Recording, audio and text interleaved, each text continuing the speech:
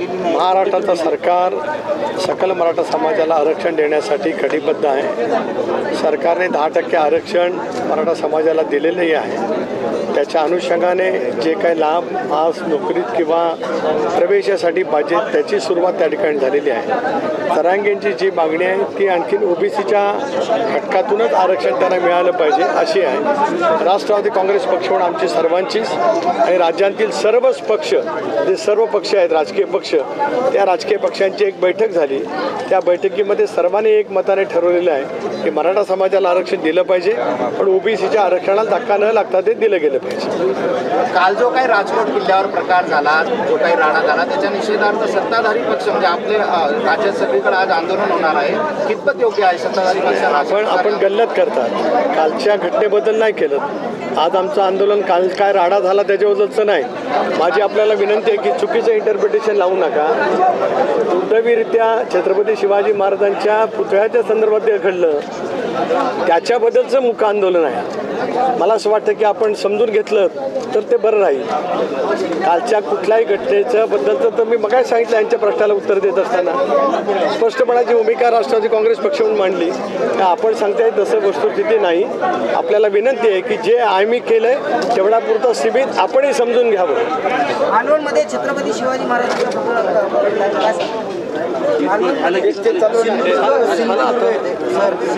विधानसभा निवडणुकी शिवाजी महाराजांचा काय फॉर्म्युला ठरला आहे? महायुतीच्या संदर्भामध्ये एकदा बैठक माननीय मुख्यमंत्री, दोन्ही उपमुख्यमंत्री मी स्वतः झाली।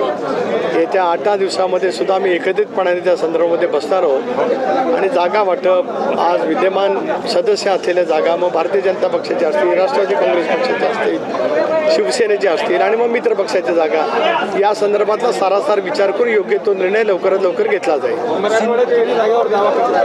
आज आम्ही काही ठरवलं नाही, प्राथमिक चर्चा एक 4-5 दिवसामध्ये होईल।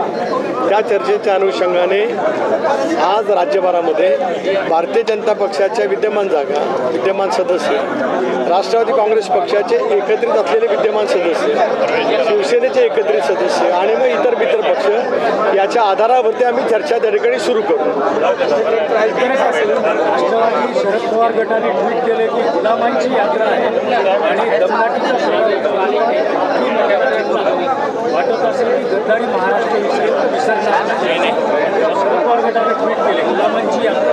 ज्यांनी ट्विट केले त्यांच्या बुद्धीची मला कीव कराशी वाटते, पण या जनसन्मान यात्रेला जो अभूतपूर्व प्रतिसाद संबंध महाराष्ट्रामध्ये महिला भगिनींचा आणि तरुणांचा मिळतो आहे त्याच्यामुळे याच्यापेक्षा वेगळे शब्द त्यांना कोणाला सुचतील असं काय मला वाटत नाही। त्यांच्या बुद्धिमत्तेची ही तेवढीच आहे, मोजमाप तेवढंच आहे। सिंधुदुर्ग येथे शिवाजी महाराजांच्या पुतळ्याचं अनावरण झालेल्या हेलिपॅडच्या राज्याच्या निवेदनात प्रश्नचिन्ह उपस्थित झाले। मला माहीत नाही, जी माहिती असेल तर मी घेऊन नक्की त्या विषयावरती। काल तुमची यात्रा वसमतमध्ये असताना एका तलाट्याचा तिथं खून झालेला आहे, भर दिवसा खून झालेला आहे। त्याचं कारण असं आहे की जे फेरफार रखडले आहेत मराठवाड्यामध्ये हजारो फेरफार रखडले आहेत, ह्याच्यावर कोणी जे काही VIP असतील त्यांचे फेरफार होतात, मात्र सर्वसामान्यांचे प्रश्न सुटत नाहीत असं बोललं जातं। एक असं आहे की महसूल यंत्रणा, त्या महसूल यंत्रणेने सर्वांसाठी समान न्याय ठेवलाच पाहिजे। फेरफाराच्या नोंदी असतील, पीक पेण्याच्या नोंदी असतील, पीक विमा योजनेच्या बाबतीमध्ये परतावा असेल, कृषी सन्मान योजना असेल, या बाबतीमध्ये सर्वांना समान न्याय त्या ठिकाणी मिळाला पाहिजे।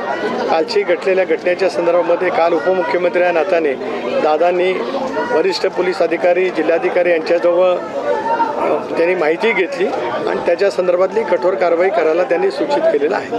काल वसमतमध्ये दादांचं भाषण सुरू असताना मराठा समाजाने आंदोलकांनी जे आहेत ते घोषणाबाजी केली आणि त्या घोषणाबाजी दरम्यान सौम्य लाठीचार्ज झाल्याच्या काही प्रसारमाध्यमांवरती बातम्या याच्यात काय तथ्य? नाही, काही तथ्य नाही। मी पण त्या कार्यक्रमामध्ये होतो, बिलकुल तथ्य नाही। उलट त्यांना अगोदर आमदारांच्या घरी सोयीची वेळ पण दिलेली होती, पण त्यांची इच्छा होती की तिथे येऊन द्यावं।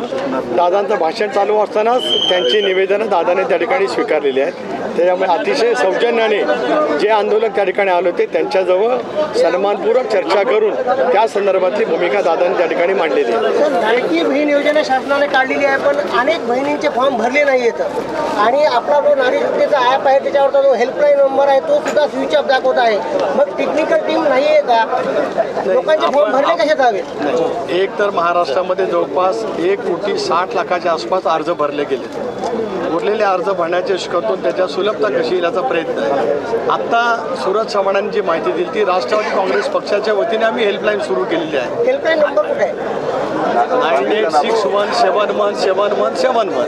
त्याच्यावरती आपण गेला तर तुम्हाला ताबडतोब त्याच्यावरती माहिती मिळेल. हा एक भाग. आणि अर्ज जरी केव्हाही आले तरी त्यांना पूर्वलक्षी प्रभावाने त्यांना त्या योजनेचा लाभ 100% मिळणार आहे. सर मुदतवाढ आहे का? कशासाठी? मी तेच म्हटलं, मी आपल्याला तेच सांगितलं 31 तारखेपर्यंत आहे.